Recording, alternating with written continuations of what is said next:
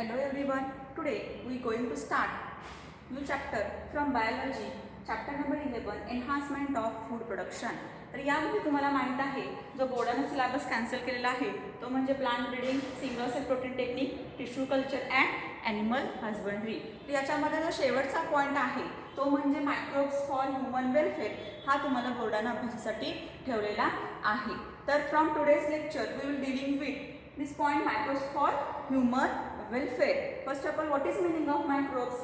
मायक्रोब्सचा human welfare म्हणजेच कल्याणासाठी कशा उपयोगी आहेत तर हे आपल्याला या लेक्चरला डिस्कस करायचं आहे. First of all what is microbes. Microbes it is also called as microorganisms. Microorganisms it means the organisms which can't see with our naked eyes, only we see these organisms with the help of microscope is called as microorganisms or microbes. The microbes हे जे आहेत it present everywhere. Everywhere it means सगळीकडे असतात present. For example soil, water, inside and outside of the body of the animals. तर याचा size जर बघायला गेला तर याची साईज जी आहे ती 0.1 और लेस दॅन म्हणजे 0.1 पेक्षा कमी आकाराची सुद्धा आपल्याला बघायला मिळतात. तर मायक्रोऑर्गॅनिझम्समध्ये कोण कोण येतं तर bacteria, viruses, fungi. These are all microorganisms. Microorganisms are all microorganisms are not harmful or all are not useful, but in case of harmful organisms we take some example. For example COVID-19. आता तुम्हाला माहिती आहे COVID-19 जो हा virus आहे हा virus infectious disease आहे.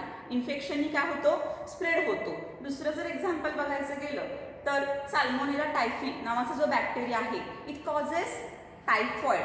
Typhoid हा डिसीज साल्मोनेला टायफी नावाच्या बॅक्टेरिया स्प्रेड करतं. तर हे जे झालं ते कुठले हार्मफुल व्हायरसेस किंवा बॅक्टेरियाच्या संबंधित झालं. तर all are not harmful microorganisms. In case of some useful are also there. म्हणजे त्याच्यामध्ये काही युजफुल फॉर मायक्रोऑर्गॅनिझम्स आपल्याला पाहायला मिळतात. तर फॉर एक्झाम्पल आपण बघायला गेलं तर कर्ड म्हणजे दही. दुधाचं दही करण्यासाठी आपण काय करतो पहिल्यांदा त्या दुधामध्ये थोड्या प्रमाणात विरजण टाकतो. म्हणजे त्या दुधाचं काय होतं दही होतं. ते कशामुळे होतं की त्या विरजणामध्ये जे काही बॅक्टेरिया आहे लॅक्टोबॅसिलस सारख्या त्या लॅक्टोबॅक्टेरिया त्या दुधाला दह्यात रूपांतर करण्यासाठी काय करतात मदत करतात. So today's lecture we are dealing with most important of microbes for human welfare. Okay. Then next point microbes in food preparation. आता biotechnology is going through 2 phases or occurs in 2 phases. 2 phases मध्ये biotechnology गेलेली आहे. पहिली phase आहे ती म्हणजे traditional phase.